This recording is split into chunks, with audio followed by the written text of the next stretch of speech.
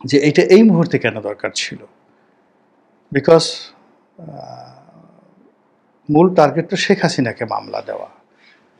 মূল টার্গেট হলো আওয়ামী লীগকে নির্বাচনের বাইরে রাখা, আওয়ামী লীগকে ভয় দেখানো। মূল টার্গেট হলো যে বর্তমান যে সরকার সে যেন একটা সাকসেসফুল নির্বাচন করতে পারে, ডক্টর মোহাম্মদ ইউনূসের সরকার, অথবা সে যেন শান্তিপূর্ণভাবে নিরাপদে ক্ষমতায় থাকতে পারে। এই দুটো নিয়ে তো কাজ করছে। এক পক্ষ বলছে 50 বছর থাকুন, আর এক পক্ষ বলছেন যে না, আজকে নির্বাচন দিয়ে চলে যান। তো দুটো কাজই বর্তমান সরকার সফলতা চাচ্ছে। সেই সফলতা প্রদর্শন করার জন্য তাদের দরকার হলো মানে আওয়ামী লীগকে দমন করা। তা আওয়ামী লীগের যারা পলিটিক্যাল পার্সোনালিটি অলমোস্ট সবাই জেলখানাতে আছে দেশের মধ্যে, আর দেশের বাইরে যারা আছেন তারা তো দেশের বাইরেই আছেন এবং তাদের বিরুদ্ধে মামলা মোকদ্দমা চলছে। তো সেক্ষেত্রে প্রশাসনকে দরকার সরকারের সবচেয়ে বেশি। তো সেই প্রশাসনে যারা কর্তা ব্যক্তি, যেমন ধরুন সকল আইজি, একমাত্র নূর মোহাম্মদ সাহেব ছাড়া সবার বিরুদ্ধে মামলা হয়েছে। এখন মামুন সাহেব আইজি, শহীদুল্লাহ সাহেব আইজি, তারা জেলে আছেন। এর বাইরে অন্যান্য যে সকল খুব পাওয়ারফুল লোকজন ছিলেন, আসাদ আছেন, তারপরে বেনজির আছেন, জাভেদ পাটোয়ারি, শুধুমাত্র হাসান মাহমুদ সাহেবের বিরুদ্ধে বোধহয় মামলা হয়নি, তো আইজি, আর সবার বিরুদ্ধে তো মামলা। এবং অসংখ্য পুলিশ ইন্সপেক্টর, অসংখ্য SP, DIG, additional DIG, additional IG, মানে জেলখানা এখন পুলিশে ভরপুর।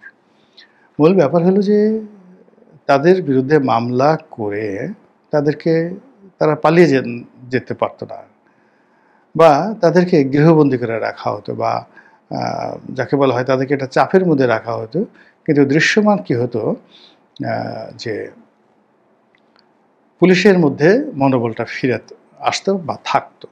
কিন্তু এই যে পুলিশের এত কর্মকর্তা চাকরিচ্যুত, এত কর্মকর্তা যাকে বলা হয় জেলের মধ্যে, আর যাদেরকে এনে প্রতিস্থাপিত করা হয়েছে তারা তো আসলে গত 15 বছর কমান্ডেই ছিলেন না। তো 15 বছরের কমান্ডে না থাকার কারণে এদের কারো শরীরে ডায়াবেটিক্স, কারো হার্টে প্রবলেম, কারো করোনারিতে ইনফেকশন হয়েছে, কারো যাকে বলা হয় বলতে গেলে অনেকের মানসিক ভারসাম্য পর্যন্ত নষ্ট হয়ে গেছে। তো এই 15 বছর দেশের বাইরে থেকে এই সমস্ত লোকদেরকে কাউকে প্রমোশন দেওয়া হয়েছে, কাউকে ভূতাপেক্ষা প্রমোশন দিয়ে তারপরে রিটায়ার্ড করানো হয়েছে, কাউকে কমান্ড দেওয়া হয়েছে, বড় বড় পদ পদবি দেওয়া হচ্ছে, কিন্তু কোনো অবস্থাতে পুলিশ ভালো করতে পারছে না। একই অবস্থা সিভিল সার্ভিসে, সেখানেও কে পোস্টগুলোতে তাদেরকে এনে বসানো হয়েছে গত 15 বছর যারা যাকে বলা হয় কোনো কমান্ডেই ছিল না। আমি এখন একজন লোক সচিব হয়ে গেছে, অথচ এই 1 বছর আগে তিনি ডিপটি সেক্রেটারি ছিলেন না, সিনিয়র সহকারী সচিব এই পর্যন্ত, অর্থাৎ এডিসি র্যাঙ্কে যেই লোক ছিলেন এবং বিএনপি করার কারণে, জামাত করার কারণে তাকে 15 বছর ধরে কোনো প্রমোশনই দেওয়া হয়নি। অথচ এই 1 বছরের মধ্যে যখন তাকে এখন একটা গুরুত্বপূর্ণ মন্ত্রণালয়ে সচিব করে দেওয়া হয়েছে, তিনি কাজ করতে পারছেন না। তার সেই বিশ্বাসই নেই, কনফিডেন্সই নেই।